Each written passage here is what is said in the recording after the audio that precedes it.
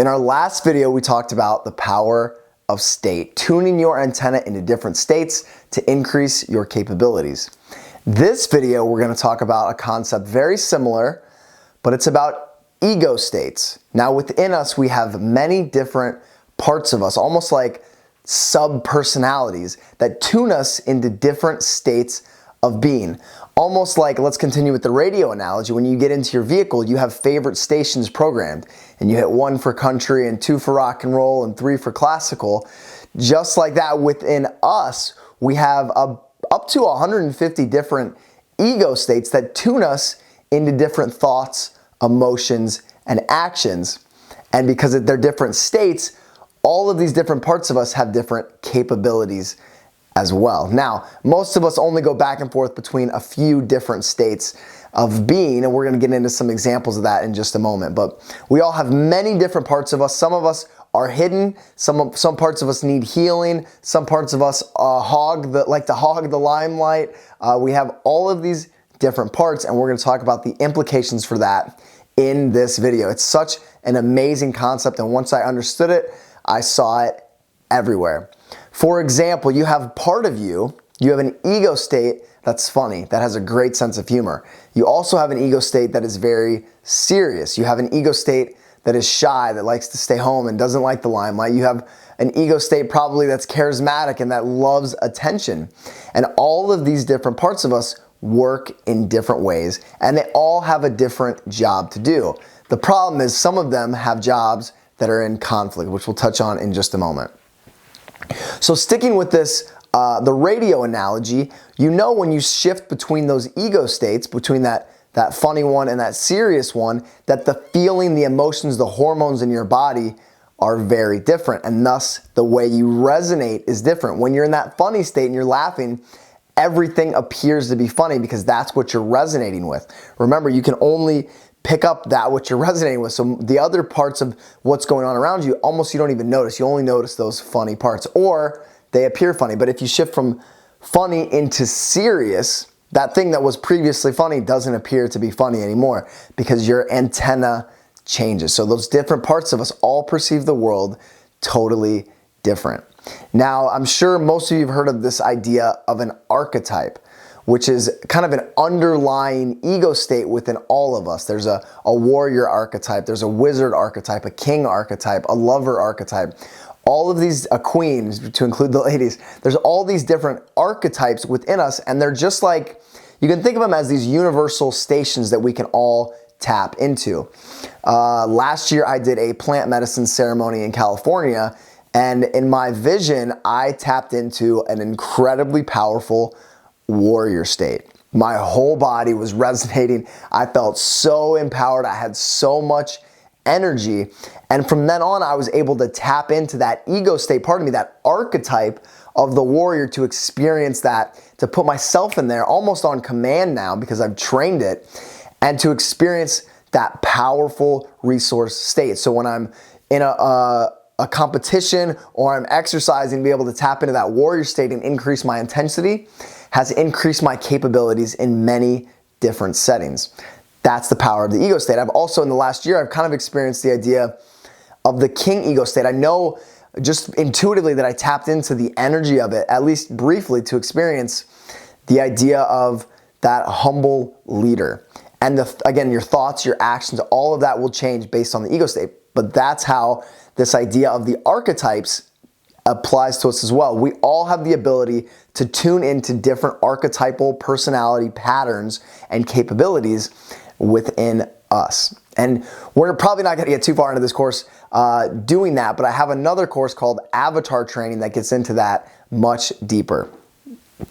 So we've already said that our state affects our capabilities, so our ego state must also affect our capabilities. So the different ego states we have all have different capabilities. Now, when we're doing coaching or healing of any kind, especially with hypnosis, it's important to make sure you're speaking to the right ego state. So I was working on doing hypnosis with a friend of a friend who had chronic nerve damage from, he was in a suicide bomb in Israel 15 years ago, and his whole life he's had this chronic nerve pain right in his gums, and it won't go away. And this is before I knew how to use ego states. And I tried hypnotizing him for 2 hours and I just couldn't make it work because I wasn't talking to the right ego state. There's one ego state that was responsible for that pain, and he was always trying to block it out. I would try to bring him into it, but he was always blocking that out. He didn't want to experience, didn't want to focus on the pain, so I couldn't heal the part of him that had that pain. Now, then I went through some trainings, I learned about ego states, and a few weeks ago, I worked on a friend of mine who's had chronic back pain for the last 15 years, and he experienced it at a level 7 out of 10 on a daily basis. Well, I spoke to the right ego state, and within about 10 minutes, I had him down to a level 1 pain out of 10, a level he hadn't been at in probably 10 to 15 years, just by talking to that right ego state. So that child ego state of yours might have trauma, might have limiting programs that need to be healed, but healing the funny part of you isn't going to do it. You have to go to the right ego state when doing therapy, when doing coaching. If you guys have ever seen the movie Split, where the main character becomes a supervillain, but he has different sub-personalities that are incredibly clear. One is this old British lady and one is a little child, and they all have different personalities. Now that's an extreme example, but that's really how it shows up for us. Not to that level, obviously. So it's important to talk to the right ego state when you're doing work. Now, I did a podcast interview with a friend. Her name is Lisa, and that's on my podcast if you guys want to check that out. She used ego state work to get rid of years of bulimia. She'd been hiding it from her friends, from her family, and she realized there were different parts of her that were contributing to this bulimia. So she went out and she found the part of her that was really good at organizing, because with bulimia, you have to plan how you're going to eat your meals, how you're going to purge. You have to plan everything. So the planning part of her was involved in this eating disorder. And she talks about how all of these different parts of her combined to make this eating disorder possible. And once she pulled out the few parts and healed the parts of her that were the ringleaders, so to speak. I know it sounds crazy that all these different parts of us can combine to make something happen.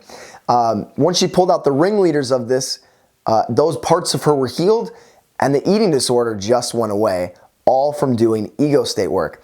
So listen to that interview if you guys want to get more into ego state work. Really cool story, super interesting, and like it still blows my mind that this is how it works.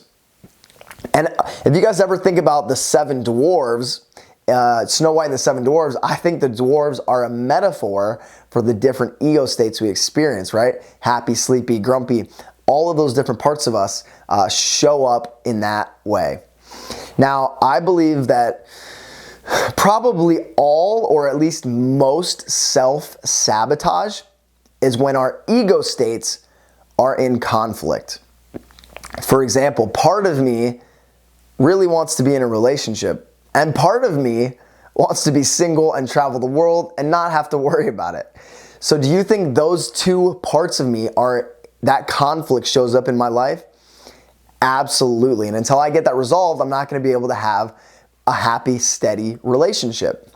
You guys probably have that same pattern, most of you, at least, maybe you have it under control, or you know exactly how it's working, or maybe it's not working at all, and that conflict in those two parts of you is really affecting your life.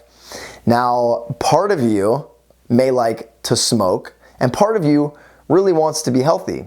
And until you decide which one is going to win, and you use hypnosis or coaching or NLP to navigate that situation, you're not going to be able to move forward. So that ego state conflict, those two parts of us that are in conflict, affect us in every area of our life. I'm sure that shows up for you guys, and you probably can think of some way that it's affecting you in your everyday life right now. Also, addictions are often when we want to block certain ego states from coming out.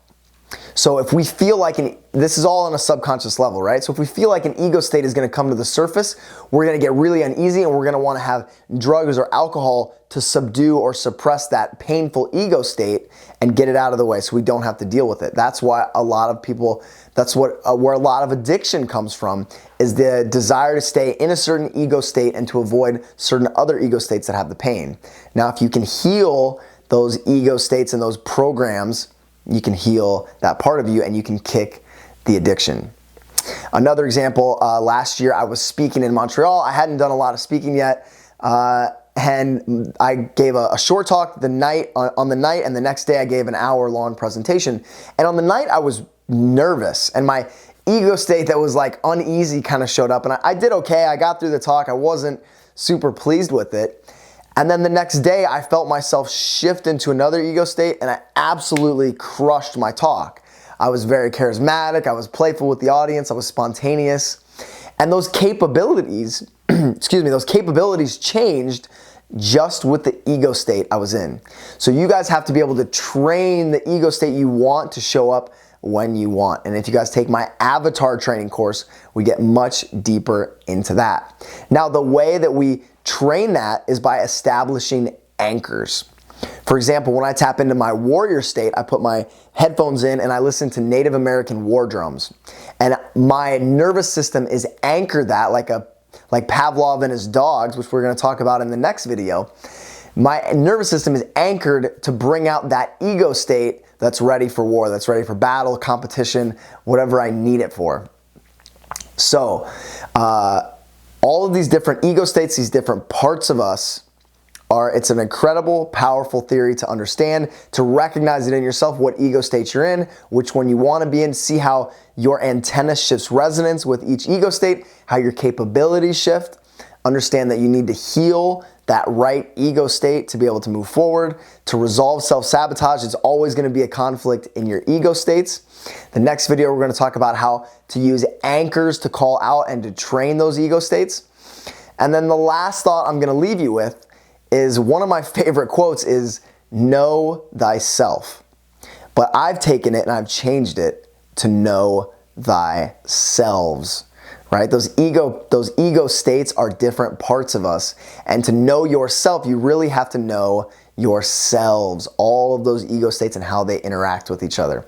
So I hope this wasn't too over your heads. It's some mind-blowing stuff. Really start to look for it and recognize it in the world and utilize it. Again, the next video is about how we use anchors to train those ego states, to train different emotions within us.